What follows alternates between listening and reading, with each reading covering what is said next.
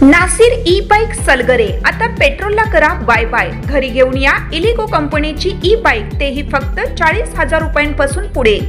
60 ते 70 किलोमीटरच्या मायलेज सहित 1 वर्षाची वॉरंटी। खास गुढीपाडव्यानिमित्त 4 ते 5,000 रुपयांचा भरघोस डिस्काउंट। सोबत प्रत्येक बाईक वरती 1999 चा ब्लूटूथ हेडफोन फ्री व एक लकी ड्रॉ कूपन। आमच्याकडे उधारी सुरू आहे। बजाज फायनान्सची ही सोय। आमचा पत्ता Nasir electronics mobile shoppe, computer furniture, e bike, भांडी सेंटर, सलगर। प्रत्येक बातमीतील घटनेच्या वास्तविकतेची तुलना थेट पाहत रहा चांगली अपडेट।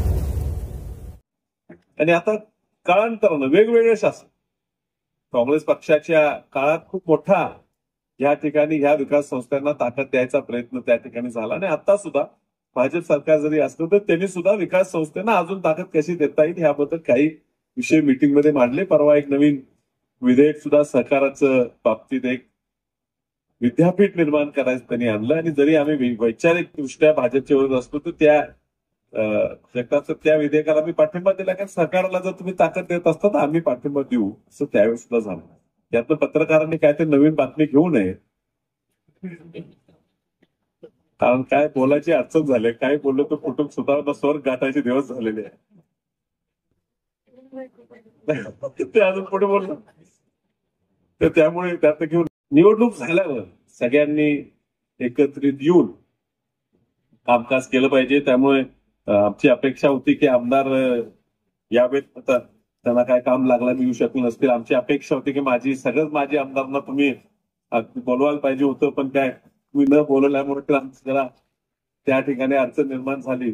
मात्र राजकारण विरहित आम्ही सर्व संस्थांना मदत करायचा प्रयत्न करतो आणि ह्या तालुक्यासाठी जिल्हा मध्यवर्ती बँक खूप प्रयत्न करणार आणि म्हणून या तालुक्याच्या आमदारांना सुद्धा मी निश्चितच विनंती करणार आहे की जिल्हा मध्यवर्ती बँक बद्दल आपल्याला काय शंका असतील, अडचणी असतील तर निश्चित ते शासकीय पातळीवर पत्रकारांपुढे न जाता, मीडिया पुढे न जाता हे मांडता यावे।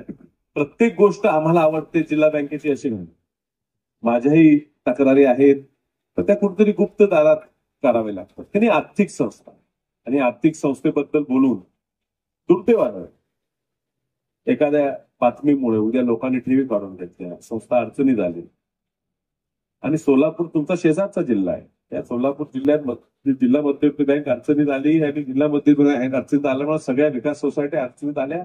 तिथं शेतकऱ्याला कर्ज घ्यायला 2-3 वर्ष प्रचंड हाल झाले।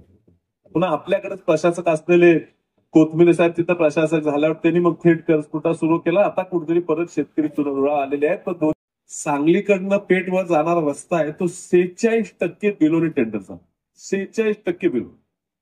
मग म्हैसाळ प्रकल्पाचं विस्तारित योजनेचं टेंडर किती लोकांनी भरलं, ते का बिलो गेलं नाही? पण बिलो गेलं नाही ह्या ठिकाणी केंद्राने निधी दिलाय। आता मी त्या केंद्राच्या जल आयोगाच्या समितीवर आहे, मी पण चौकशी नेमकं करणार आहे। कोणतरी म्हणते मुंबईत कोणतरी व्यापारी बसलाय मोहित कुंभोज नावाचा, तो वसुली करतो आणि त्यामुळे कामं होत नाही। आता पुन्हा मागणी आलेली आहे की ह्या म्हैसाळ प्रकल्पाला पैसे कमी पडणार, केंद्रातनं द्यावे। मी देणार, आमच्या वडिलांनी ते केलं, आमच्या भावांनी ते केलं, आमच्या आजोबांनी जे केलं तेच काम पुढे मी चालू ठेवलं पाहिजे। आणि निश्चितच स्थानिक आमदारांनी तो सुद्धा मुद्दा, कारण शेवटी त्यांच्या मतदारसंघात निधी खर्च होणार आहे, त्यामुळे जिल्हा बँकेत चाललेल्या गैरप्रकाराबद्दल बोलत असताना तुमच्या मतदारसंघात 3,500 कोटीचा प्रकल्प 1 रुपयाही बिलोनं कसा गेला नाही?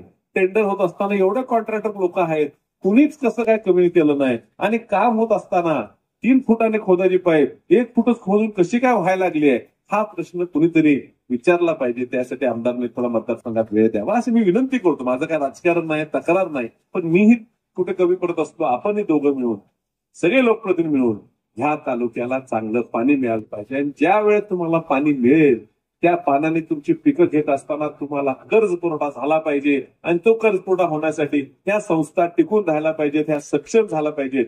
यासाठी आम्ही सगळे कटिबद्ध आहोत।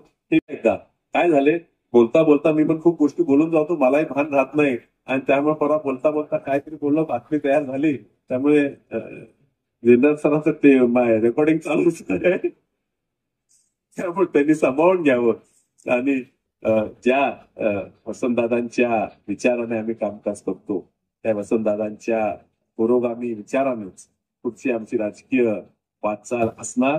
माझा जन्म पुरोगामी झालेला आहे, मी पुरोगामी जगतो, माझा अंतही पुरोगामीच होणार हे मी या ठिकाणी तुम्हाला सांगू इच्छितो. तुम्ही सर्वांनी